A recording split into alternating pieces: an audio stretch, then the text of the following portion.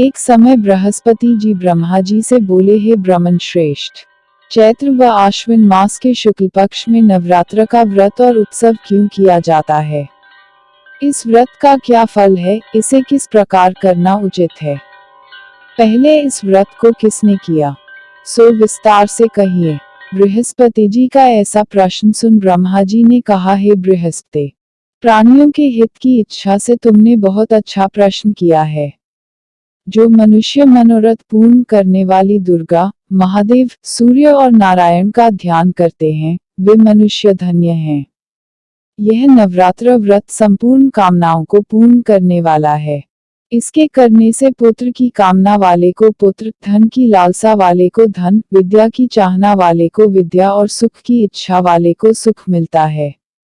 इस व्रत को करने से रोगी मनुष्य का रोग दूर हो जाता है।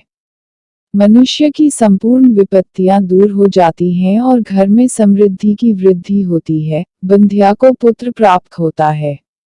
समस्त पापों से छुटकारा मिल जाता है और मन का मनोरथ सिद्ध हो जाता है। जो मनुष्य इस नवरात्र व्रत को नहीं करता वह अनेक दुखों को भोगता है और कष्ट व रोग से पीड़ित हो अंगहीनता को प्राप्त होता है। उसके संतान नहीं होती और वह धन धान्य से रहित हो भूख और प्यास से व्याकुल घूमता फिरता है तथा संज्ञाहीन हो जाता है। जो सद्वा स्त्री इस व्रत को नहीं करती वह पति सुख से वंचित हो नाना दुखों को भोगती है। यदि व्रत करने वाला मनुष्य सारे दिन का उपवास न कर सके तो एक समय भोजन करे और 10 दिन बांधवों सहित नवरात्र व्रत की कथा का श्रवण करे। हे बृहस्पति, जिसने पहले इस महाव्रत को किया है वह कथा मैं तुम्हें सुनाता हूँ, तुम सावधान होकर सुनो। इस प्रकार ब्रह्मा जी का वचन सुनकर बृहस्पति जी बोले, हे ब्राह्मण मनुष्यों का कल्याण करने वाले इस व्रत के इतिहास को मेरे लिए कहो, मैं सावधान होकर सुन रहा हूँ। आपकी शरण में आए हुए मुझ पर कृपा करो। ब्रह्मा जी बोले, प्राचीन काल में मनोहर नगर में पीठत नाम का एक अनाथ ब्राह्मण रहता था। वह भगवती दुर्गा का भक्त था। उसके संपूर्ण सद्गुणों से युक्त सुमति नाम की एक अत्यंत सुंदरी कन्या उत्पन्न हुई। वह कन्या सुमति अपने पिता के घर बाल्यकाल में अपनी सहेलियों के साथ क्रीड़ा करती हुई इस प्रकार बढ़ने लगी जैसे शुक्ल पक्ष में चंद्रमा की कला बढ़ती है। उसका पिता प्रतिदिन जब दुर्गा की पूजा करके होम किया करता, वह उस समय नियम से वहां उपस्थित रहती। एक दिन सुमति अपनी सखियों के साथ खेल में लग गई और भगवती के पूजन में उपस्थित नहीं हुई। उसके पिता को पुत्री की ऐसी असावधानी देखकर क्रोध आया और वह पुत्री से कहने लगा, अरे दुष्ट पुत्री, आज तूने भगवती का पूजन नहीं किया, इस कारण मैं किसी कुष्ठ रोगी या दरिद्र मनुष्य के साथ तेरा विवाह करूंगा। पिता का ऐसा वचन सुन सुमति को बड़ा दुख हुआ और पिता से कहने लगी, हे पिता, मैं आपकी कन्या हूँ तथा सब तरह आपके अधीन हूँ, जैसी आपकी इच्छा हो वैसा ही करो। राजा से, कुष्ठी से, दरिद्र से अथवा जिसके साथ चाहो मेरा विवाह कर दो, पर होगा वही जो मेरे भाग्य में लिखा है। मेरा तो अटल विश्वास है जो जैसा कर्म करता है उसको कर्मों के अनुसार वैसा ही फल प्राप्त होता है, क्योंकि कर्म करना मनुष्य के अधीन है पर फल देना ईश्वर के अधीन है। जैसे अग्नि में पड़ने से तृणादि उसको अधिक प्रदीप्त कर देते हैं।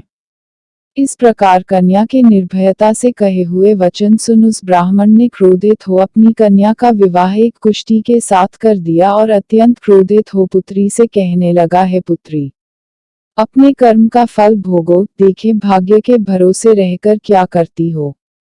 पिता के ऐसे कटु वचनों को सुन सुमति मन में विचार करने लगी, हो मेरा बड़ा दुर्भाग्य है जिससे मुझे ऐसा पति मिला। इस तरह अपने दुख का विचार करती हुई वह कन्या अपने पति के साथ वन में चली गई और डरावने कुशायुक्त उस निर्जन वन में उन्होंने वह रात बड़े कष्ट से व्यतीत की। उस गरीब बालिका की ऐसी दशा देख देवी भगवती ने पूर्व पुण्य के प्रभाव से प्रकट हो सुमति से कहा, हे दीन ब्राह्मणी, मैं तुझसे प्रसन्न हूँ, तुम जो चाहो सो वरदान मांग सकती हो। भगवती दुर्गा का यह वचन सुन ब्राह्मणी ने कहा, आप कौन है वह सब मुझसे कहो। ब्राह्मणी का ऐसा वचन सुन देवी ने कहा कि मैं आदि शक्ति भगवती हूँ और मैं ही ब्रह्म विद्या व सरस्वती हूँ। प्रसन्न होने पर मैं प्राणियों का दुख दूर कर उनको सुख प्रदान करती हूँ। हे ब्राह्मणी, मैं तुझ पर तेरे पूर्व जन्म के पुण्य के प्रभाव से प्रसन्न हूँ। तुम्हारे पूर्व जन्म का वृतांत सुनाती हूँ, सुनो। तू पूर्व जन्म में निषाद भील की स्त्री थी और अति पतिव्रता थी। एक दिन तेरे पति निषाद ने चोरी की। चोरी करने के कारण तुम दोनों को सिपाहियों ने पकड़ लिया और ले जाकर जेलखाने में कैद कर दिया। उन लोगों ने तुझको और तेरे पति को भोजन भी नहीं दिया। इस प्रकार नवरात्र के दिनों में तुमने न तो कुछ खाया और न जल ही पिया। इस प्रकार 9 दिन तक नवरात्र का व्रत हो गया। हे ब्राह्मणी, उन दिनों में जो व्रत हुआ, इस व्रत के प्रभाव से प्रसन्न होकर मैं तुझे मनोवांछित वर देती हूँ। तुम्हारी जो इच्छा हो सो मांगो। इस प्रकार दुर्गा के वचन सुन ब्राह्मणी बोली, अगर आप मुझ पर प्रसन्न हैं तो हे दुर्गे, मैं आपको प्रणाम करती हूँ। कृपा करके मेरे पति का कोढ़ दूर करो।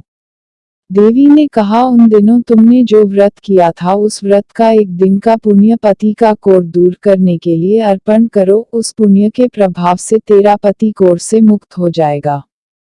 ब्रह्मा जी बोले, इस प्रकार देवी के वचन सुन वह ब्राह्मणी बहुत प्रसन्न हुई और पति को निरोग करने की इच्छा से जब उसने तथास्तु ठीक है ऐसा वचन कहा, तब उसके पति का शरीर भगवती दुर्गा की कृपा से कुष्ठ रोग से रहित हो अति कांतिवान हो गया।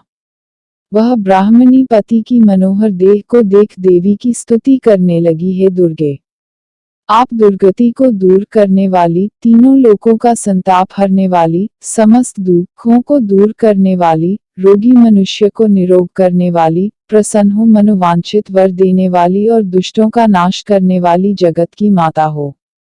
हे अम्बे, मुझ निरपराध अबला को मेरे पिता ने कुष्ठी मनुष्य के साथ विवाह कर घर से निकाल दिया। पिता से तिरस्कृत निर्जन वन में विचर रही हूँ। आपने मेरा इस विपदा से उद्धार किया है। हे देवी, आपको प्रणाम करती हूँ, मेरी रक्षा करो। ब्रह्मा जी बोले, हे बृहस्पति। उस ब्राह्मणी की ऐसी स्तुति सुन देवी बहुत प्रसन्न हुई और ब्राह्मणी से कहा, हे ब्राह्मणी, तेरे उदाले नामक अति बुद्धिमान, धनवान, कीर्तिवान और जितेंद्रिय पुत्र शीघ्र उत्पन्न होगा। ऐसा वर प्रदान कर देवी ने ब्राह्मणी से फिर कहा कि हे ब्राह्मणी, और जो कुछ तेरी इच्छा हो वह मांग ले। भगवती दुर्गा का ऐसा वचन सुन सुमति ने कहा कि हे भगवती दुर्गे, अगर आप मुझ पर प्रसन्न हैं तो कृपा कर मुझे नवरात्र व्रत की विधि और उसके फल का विस्तार से वर्णन करें। महात्म्य। इस प्रकार ब्राह्मणी के वचन सुन दुर्गा ने कहा, हे ब्राह्मणी, मैं तुम्हें संपूर्ण पापों को दूर करने वाले नवरात्र व्रत की विधि बतलाती हूँ, जिसको सुनने से मोक्ष की प्राप्ति होती है। आश्विन मास के शुक्ल पक्ष की प्रतिपदा से लेकर 9 दिन तक विधि पूर्वक व्रत करें। यदि दिन भर का व्रत न कर सके तो एक समय भोजन करें। विद्वान ब्राह्मणों से पूछकर घट स्थापन करें और वाटिका बनाकर उसको प्रतिदिन जल से सींचें। महाकाली, महालक्ष्मी और महासरस्वती देवी की मूर्तियां स्थापित कर उनकी नित्य विधि सहित पूजा करें और पुष्पों से विधि पूर्वक अर्घ्य दें। बिजौरा के फल से अर्घ्य देने से रूप की प्राप्ति होती है। जायफल से अर्घ्य देने से कीर्ति, दाख से अर्घ्य देने से कार्य की सिद्धि होती है, आंवले से अर्घ्य देने से सुख की प्राप्ति और केले से अर्घ्य देने से आभूषणों की प्राप्ति होती है। इस प्रकार पुष्पों व फलों से अर्घ्य देकर व्रत समाप्त होने पर 9वें दिन यथा विधि हवन करें। खांड, घी, गेहूं, शहद, जौ, तिल, बिल्व, बेल, नारियल, दाख और कदम्ब आदि से हवन करें।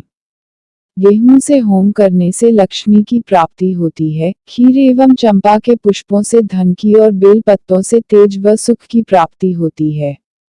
आंवले से कीर्ति की और केले से पुत्र की, कमल से राज सम्मान की और दाखों से संपदा की प्राप्ति होती है। खांड, घी, नारियल, शहद, जौ और तिल तथा फलों से होम करने से मनोवांछित वस्तु की प्राप्ति होती है। व्रत करने वाला मनुष्य इस विधि विधान से होम कर आचार्य को अत्यंत नम्रता के साथ प्रणाम करे और यज्ञ की सिद्धि के लिए उसे दक्षिणा दे। इस प्रकार बताई हुई विधि के अनुसार जो व्यक्ति व्रत करता है उसके सब मनोरथ सिद्ध होते हैं, इसमें तनिक भी संदेह नहीं है। इन 9 दिनों में जो कुछ दान आदि दिया जाता है उसका करोड़ों गुना फल मिलता है। इस नवरात्र व्रत करने से अश्वमेध यज्ञ का फल मिलता है। हे ब्राह्मणी, इस संपूर्ण कामनाओं को पूर्ण करने वाले उत्तम व्रत को तीर्थ, मंदिर अथवा घर में विधि के अनुसार करें। ब्रह्मा जी बोले, हे बृहस्पति, इस प्रकार ब्राह्मणी को व्रत की विधि और फल बताकर देवी अंतर्ध्यान हो गई। जो मनुष्य या स्त्री इस व्रत को भक्तिपूर्वक करता है वह इस लोक में सुख प्राप्त कर अंत में दुर्लभ मोक्ष को प्राप्त होता है। हे बृहस्पति, यह इस दुर्लभ व्रत का महात्म्य है जो मैंने तुम्हें बतलाया है। यह सुन बृहस्पति जी आनंद से प्रफुल्लित हो ब्रह्मा जी से कहने लगे कि हे ब्रह्मन, ने मुझ पर अति कृपा की जो मुझे इस नवरात्र व्रत का महत्व सुनाया। ब्रह्मा जी बोले कि हे बृहस्पति, यह देवी भगवती शक्ति संपूर्ण लोकों का पालन करने वाली है, इस महादेवी के प्रभाव को कौन जान सकता है। बोलो देवी भगवती की जय। व्रत की विधि प्रातः नित्य कर्म से निवृत्त हो